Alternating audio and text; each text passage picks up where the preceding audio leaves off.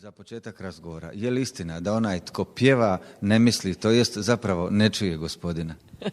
Ne, to nije istina. Pa to sam ja rekla, jer ima ta uzrečica, tko pjeva zlo ne misli, a onda mi znamo neki put reći da tko pjeva uopće ne misli, jer ne misli, a bavio se s nečim drugim. Iz ovog zanimljivog predavanja koje ste imali, svjedočanstva točnije, moglo bi se zaključiti da ste imali jedno, pa recimo tako, uobičajeno djetinjstvo što se tiče vjerskog odgoja. Da, upravo tako.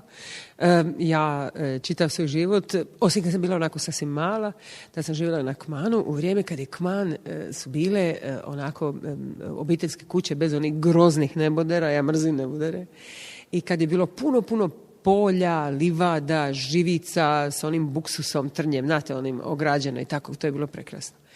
Ali, kao vrlo mala, došla sam živjeti na Dobri i tu sam, zato kažem, gotovo praktično cijeli život. Živim na Dobrome i tu sam, moja župa je Gospa od zdravlja, crkva Gospa od zdravlja. I tu sam išla i na vjeronauk, tu sam se... nisam se tu pričestila sam se u Ančela, zato što sam imala varičele kad je bila pričest u Gospa od zdravlja. Ali naravno, eto, moj, dakle, taj život vjerski i eto, taj sakramentalni vezan je uz Gospa od zdravlja, to me posebno veseli. I onda je došlo mladenaštvo, pubertet, prve krize, prve sumnje, prva pitanja, a to je tražilo i puno odgovora. Pa dakle, uobičajeno kao i u svakom mladom životu, samo što mi se čini da se o tome malo priča. Zaista čovjek, mladi čovjek, netko koji ima, dakle, ne znam, lupnić sad 15, 16, 17 godina, to je već mladi čovjek. Mi znamo iz književnosti, iz beletristike, dakle, da su u toj dobi dječaci znali, kad bi ostali bez roditelja, recimo cijelu svoju braću i sestre, pa to znamo i iz dokumenata, dakle iz stvarnog života, podignut na noge i tako. To je dakle jedno vrlo čudno doba u životu svakog mladog čovjeka, kad osjeća da je sposoban i da sad može kuglu, ovu našu balotu na kojoj stojimo, ako je dovoljno jako zgazi da će se raspasti. Dakle, kad osjeća jednu ogromnu snagu, ne zna što bi s njom, ne zna kud bi s njom, i ne zna gdje bi je usmjerio i kad počinju strahovite prve racionalizacije.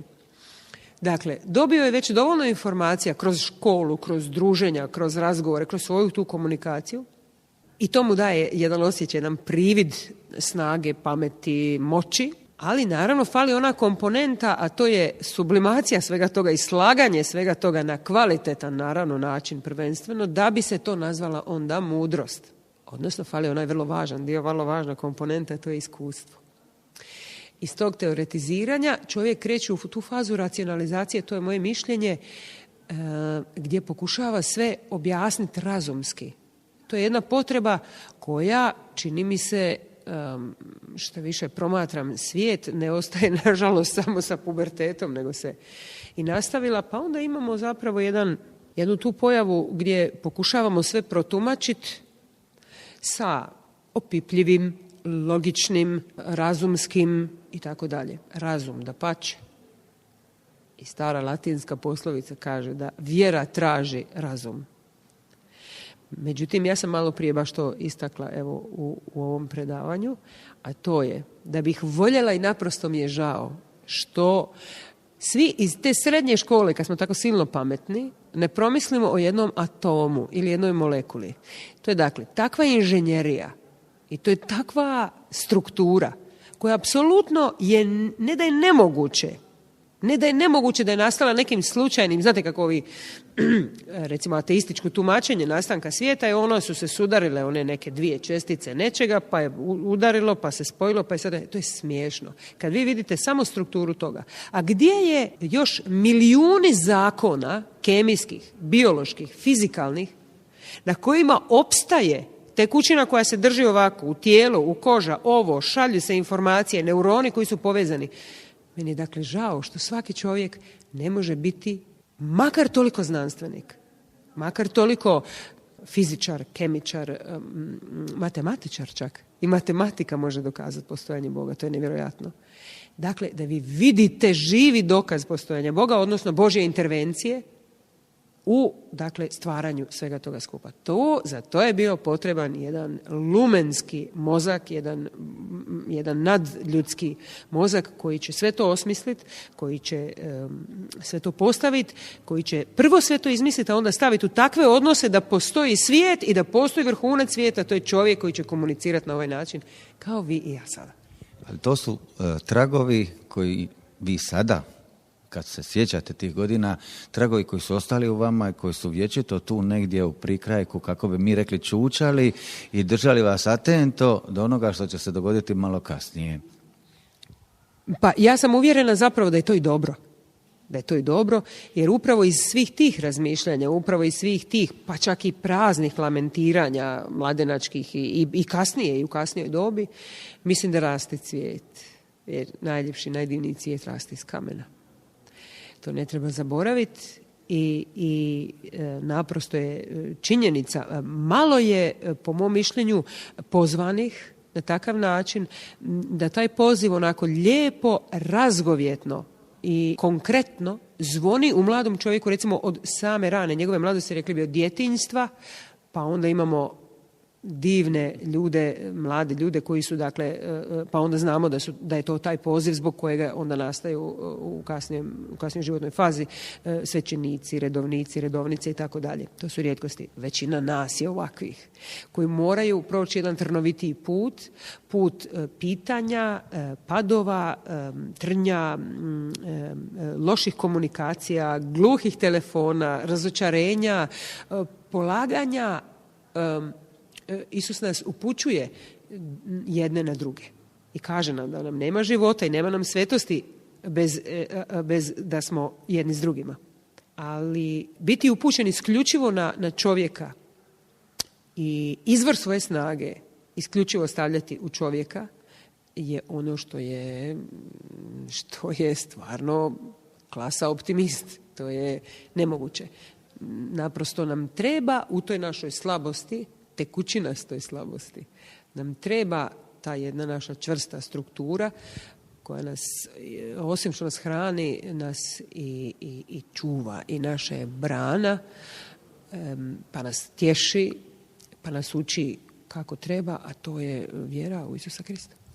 Koliko je formiranje obitelji, rođenje djeteta, prvi strahovi koje ste spominjali utjecalo na promjenu komunikacije prema Bogu, razgovora s Bogom, molitve, kad ste već bili u onim zrelijim godinama, kada su pitanja o životu bila malo drugačija, kad više nije bilo sve ono okrenuto sebi, nego sad odjedanput došlo je tu dijete, obitelj je tu, više se čovjek okreće malo drugačije. Ja mislim da je to najsjajnija platforma i priprema za sve ono što će doći. Ja mislim da ne postoji većeg poticaja nego kada postaješ odgovoran za druge oko sebe. Mislim da mi je bilo, to je moje iskustvo u svakom slučaju, daleko lakše kada sam bila sama. Lakše, prigodnije, ugodnije u onom smislu odgovornosti. Jer sve što sam napravila, znate kako se kaže, ona stara uzrečica, sama pala, samo se ubila. Međutim, kada si odgovoran za svoje najbliže u tom smislu, da si glasnogovornik svoje obitelji, kao i svaki član, dakle ne mislim ja sama, nego i svaki ko se javlja, ko izlazi iz neke obitelji, ko potječe iz neke obitelji je glasnogovornik te obitelji. To je isto jedan interesantan moment, jer mi kad smo djeca onda kažemo pa šta ćeš ti meni, mami ili tati, zamjerat kako se ja ponašam. Ti gledaj sebe, ti se tako ne ponašaj, a ja ću ovako, ja sam drugo. Teška greška. Jer upravo je u tom lancu i u toj našoj lančanoj povezanosti s našim precima, nama i našim potomcima, smisao svega, način i put na koji putuje vjera, na koji putuje dobro, nažalost, na koji može putovati zlo. Ja vjerujem da je to ono u Starom Zavjetu kad Jahve poručuje plaćat ćete do 7. koljena. Ne zato što nas Jahve plaši da će nas on, jer to je isti taj Bog koji nas čuva, voli, koji je naš otac, nego zato što se nažalost zlo tako dobro, pod navodnim znakovima, i tako lako prenosi moja greška s mene na moje dijete. Tako da u mom slučaju obitelj je bila jedna vrlo moćna platforma, jedno postojano stameno stanište na koje ću ja stati dovoljno visoko da pružim ruku do neba, da pokušam dohvatiti zvijezde. Ali bilo je i boli, bilo je i patnje. Jedan teolog je rekao da je patnja i bol zapravo spasonosno stanje čovjeka dovodi pred njega samoga i pred odnos prema onome odakle zapravo on, koliko su ti padovi, te krize, ta razočaranja pomogla da izgradite svoj odnos s Bogom. Zar nije to šteta? Evo ovo što ste rekli. Zar ne bi bilo ljepše da se mi odmah zagrlimo lijepo? Odmah, čim smo mali sa Gospodinom, da nema tog puberteta, mislim i tog ludila sa tim našim preobrazbama i da lijepo s njim za ruku hodamo mi kroz čitav život. Ali ne znam, eto, valjda tako ta kemija, s početka ove priče, valjda tako treba biti. Da, bol i patnja i to je nešto u svakom slučaju što nas nagna da pružimo ruku za Gospodina.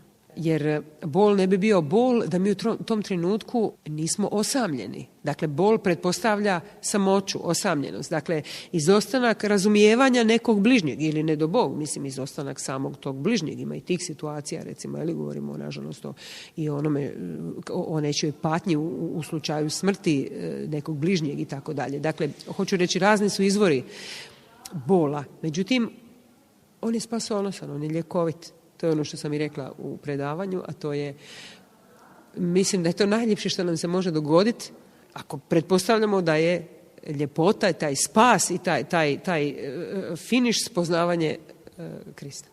Tu negdje ulazi u priču i zajednica molitva i riječ. Da. U tim svojim traganjima, naravno da prvo kreneš od znanja, ali ja danas znam, naravno i svjesna sam toga da nije Krist znanje, niti spoznaja vjere Krista, ljubavi njegove naspram mene, niti moje naspram njega iz znanja. Ali me znanje svakako kao metoda dovelo do toga i to treba razlikovati. Zašto krećem od znanja? Zato što se moram negdje informirati, moram negdje nešto saznati. Krećem naravno od ponovnog iščitavanja Svetog pisma, osobito Novog Zavjeta, osobito Evanđelja i ponovno i sa 1000 pitanja i sa 1000 nerazumijevanja i sa jednom gladi i naravno da u tim svojim promišljanjima Don Tomislav Ivančić držao je seminar u Splitu prije mnogo sad već godina. Za mene je sve mnogo, ja bih rado da je on svaki čas tu. Ja tada nisam ni znala uopće ništa o njemu, nisam ni znala niti da je on utemeljio zajednicu, niti da ta zajednica, baš Mir, postoji, da djeluje već godinama ovdje u Splitu i da imaju sjajni ljudi koji su također bili nekad mladi studenti, koji su se već sa Don Tomislavom družili i razmijenili s njime predivne stvari i tako dalje. Ali evo, to je to moje otkriće.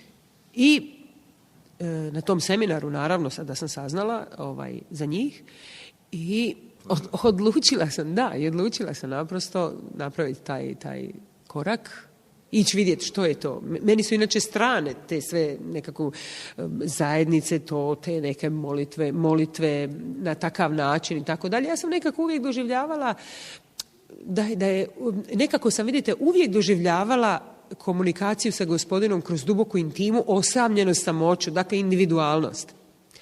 A molitvena zajednica Mir me naučila odmah od starta, a to je da bez crkve, dakle bez zajednice nas, kršćana, vjernika, nema dobre komunikacije, nema tog puta, jer ako i posrnem ja, ako i ne čujem Gospodina, ako sam se ja udaljila od njega, naravno ne on od mene jer on je uvijek tu, ako sam okrenula glavu od njega, ima netko tko uvijek moli za mene, a to su moja braća i sestre. I to su darovi kojih mi nismo svjesni.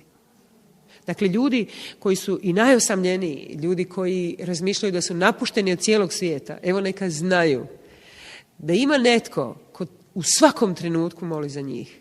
Ako hoćemo, ako je misa sveta, kojih ima nekoliko tijekom dana, koja se dešava za sve ljude svijeta, ako ne svijest o tome da onog trenutka kad sam izgovorila ja sama za sebe, sebično moleći za sebe, Oče naš, Već molim za njih, jer oče naš, a ne oče moj.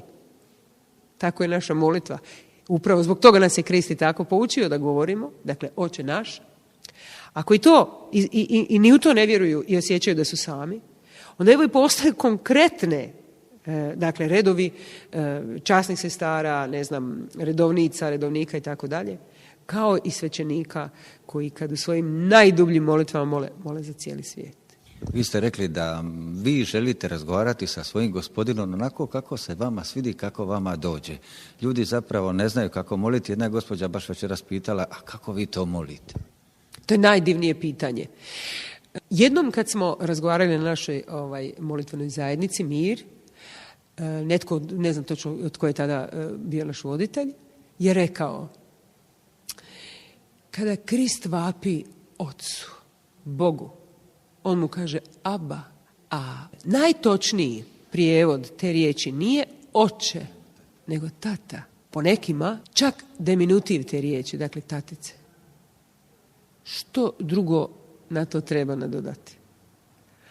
Ako je on moj tatica, ako je on naš tatica, mili tata, onda sad zamislite kako sve ono dijete kad ga žica da hoće biciklu, čokolada, hoće da ga vodi u kinu ili kad je sve stariji pa vodi me u disko pa dođe po mene u 3 ujutro ili ne znam, pusti me da idem studirati u Zagreb ili ne znam, mislim, ja ću se ženiti, dakle, pa sad ovo je moja cura.